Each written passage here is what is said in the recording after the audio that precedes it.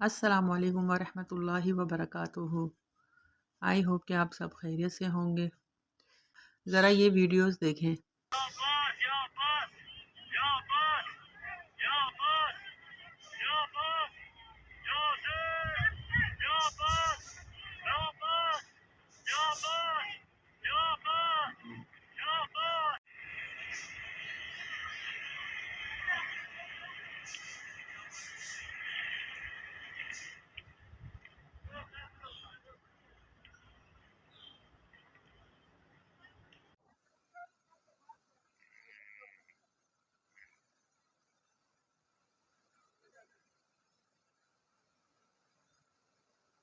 सैलाब आया और कुछ लोगों ने कुरान को पानी के सामने उठा दिया।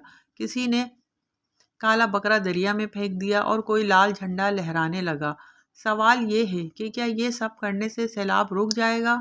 क्या ये वही तालीमात हैं जो हमारे नबी सल्लल्लाहु अलैहि वसल्लम और सहाबाए कराम से मिली थी?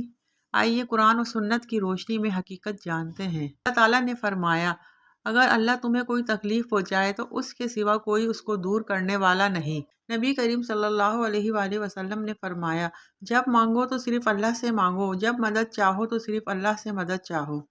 यानी मुसीबत से निजात का वाहिद रास्ता अल्लाह ताला को पुकारना है, ना कि मखलूक को। जब बारिश ज़्यादा होती तो नबी सल्लल्लाहु अलैहि वसल्लम ये दुआ फरमाते, ए अल्लाह बारिश हमारे इर्द गिर्द बरसा, हम पर ना बरसा।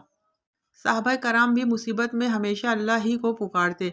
ना किसी ने कुरान उठाकर पानी को दिखाया, ना बकरा दरिया में डाला और ना ही झंडे लहराए। ये सब तोहम परस्ती है, इनका शरीयत में कोई सबूत नहीं। ना नबी करीम सल्लल्लाहु अलैहि वसल्लम ने ऐसा किया और ना ही सहाबाए कराम ने। ये अमल दरअसल कुरान के असल मकसद को बदलने के मुतरादिफ है। ये भी हकीकत है कि सिर्फ बदअकीदगी ही नहीं बल्कि हमारी अपनी कोताहियाँ भी सैलाब का बाइस बनती हैं। हमने नदी नालों के रास्तों पर गैर कानूनी तामीरात कर ली, हमने दरख्त काट डाले, पहाड़ उजाड़ दिए, जंगलात ख़त्म कर दिए, पानी के बहाव के रास्ते बंद कर दिए। अल्लाह ताला फरमाते हैं, खुश्की और समंदर में फसाद जाहिर हो गया है इंसानों के अपने अमाल के सबब, यानी आफात में हमारी अपनी ही नाअहली का बहुत बड़ा हाथ होता है। मेरे भाइयों और बहनों, ये भी याद रखें कि कुरान करीम अल्लाह ताला का कलाम है, नूर है, हिदायत है। अल्लाह ताला ने फरमाया, ये कुरान लोगों के लिए हिदायत है और हक व बातिल में फ़र्क करने वाला है।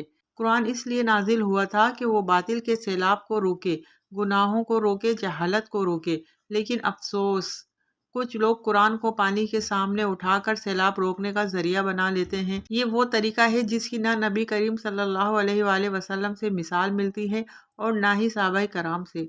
कुरान की अजमत ये है कि इसकी तिलावत करके अल्लाह से दुआ की जाए कि हिदायत पर अमल किया जाए, ना कि इसे तोहम परस्ती का हिस्सा बना दिया जाए। हम तारीख से भी सबक लेते हैं। हज़रत नूह अलैहिस्सलाम की कौम ने अल्लाह के बजाय बुतों को पुकारा, शिरक और वसीले में पड़ गए। नतीजा ये निकला कि अल्लाह का अजाब सैलाब की शक्ल में आया और वो कौम डूब गई।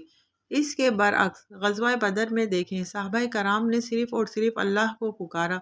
नबी करीम सल्लल्लाहु अलैहि वसल्लम ने हाथ उठाकर दुआ की, ए अल्लाह, ये तेरी जमात है, अगर ये हलाक हो गई तो तेरा नाम लेने वाला बाकी नहीं रहेगा। अल्लाह ताला ने फरिश्ते नाजिल किए और मुसलमानों को फ़तह अता की। इससे हमें ये सबक मिलता है कि कामयाबी सिर्फ उसी वक्त मिलती है जब हम बराह रास्त अल्लाह को पुकारते हैं, ना कि किसी और को।